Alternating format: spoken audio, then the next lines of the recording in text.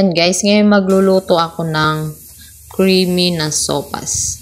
Yung una kong ginawa guys, tinanggal ko yung taba-taba ng manok, yung ipansasahog. Tapos, ayan, nilagay ko siya sa mainit na yung paglulutuan ko na pan. Kasi papamantikain ko muna siya. Hindi na para hindi siya masyadong mamantika. So, papalabasin ko muna yung mantika niyan. Kapag lumabas na yung mantika, doon ako magigisa. Maliles na yung mantikang ilalagay ko. Ayan, naglagay pa ako, dinagdagan ko na lang siya ng kunting mantika kasi kunti lang yung lumabas kasi kunti lang yung tabang nakuha ko. Tapos doon ko naginisa guys yung bawang sibuyas. Ayan, ganyan lagi yung ginagawa ko po guys. Mapababoy o baka man yung niluluto para hindi ganong mamantika o mataba yung niluluto ko. So, maliles na rin yung oil na ilalagay. Yan, gisa lang natin yan hanggang sa medyo mag-brown o maluto yung bawang sibuyas. Tapos, pag naluto na yan or naging kulay brown na ng konti, ilalagay na natin yung manok. Igigisa lang natin ng konti yung manok. Ayan. Kita nyo guys, wala na siyang taba kasi tinanggal ko na.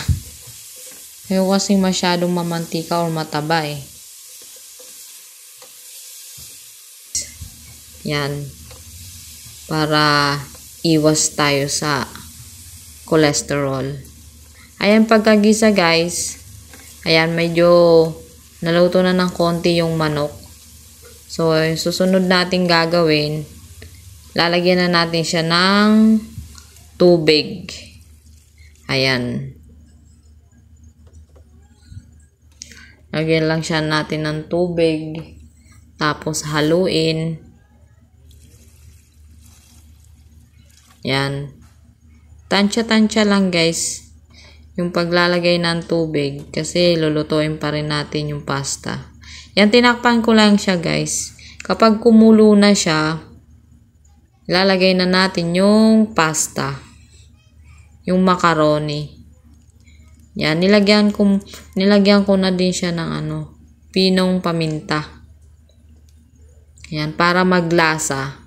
Tapos yung macaroni, hinugasan ko siya guys. Yan, nilagay ko na yung macaroni. Ayan. Yung niluto ko na yan is 1/4 lang yan eh. 1/4 lang na macaroni.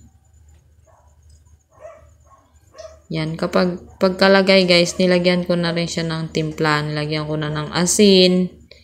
At nilagyan ko na rin siya ng seasoning para kumapit na yung lasa niya dun sa macaroni tsaka sa manok. Tapos tinakpan ko lang siya. Pagkakulo guys, i-check lang natin siya. Haluin natin siya kasi papalambutin natin yung macaroni.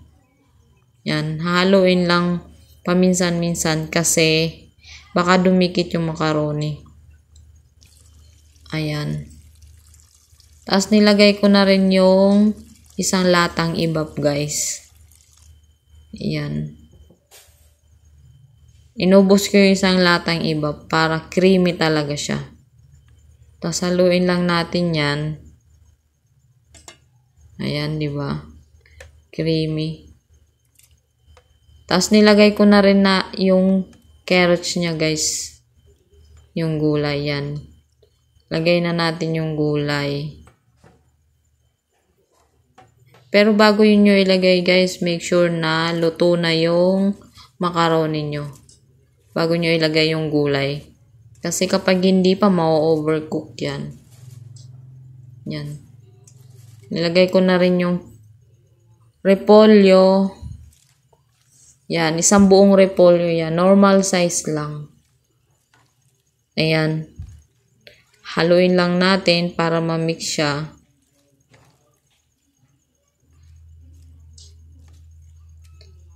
One-fourth lang yung nilagay kong macaroni pero parang ang dami niya dahil yung sabaw. Yan, tapos takpan lang natin siya hanggang sa kumulo at maluto yung gulay. Pero pag sa part na yan guys, titikman nyo na kung tama na yung timpla niya. Para kung hindi pa, kulang pa sa inyo yung lasa niya, ma-adjust nyo yung seasoning. Ayan. Sarap na niya guys. Hindi ako naglagay ng hotdog guys. Kasi hindi talaga ako naglalagay ng hotdog. Kasi ayoko ng mga processed food. Ayan. Ang sarap na ng ating creamy sopas. Maganda yan sa maulan na panahon. Lalo na ngayon guys, maulan. Thank you for watching guys. Bye-bye. Sana nagustuhan nyo ang aking video. Nilagyan ko pala ng toppings na celery yan.